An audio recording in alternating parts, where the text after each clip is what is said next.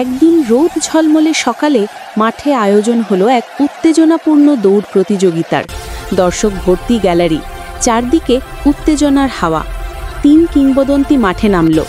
Neymar উজ্জ্বল হলুদ ব্রাজিলের jersey পরে, মেসি নীল সাদা আর্জেন্টিনার পোশাকে, আর রোনাল্ডো লাল পর্তুগালের জার্সিতে আত্মবিশ্বাসে ভরপুর।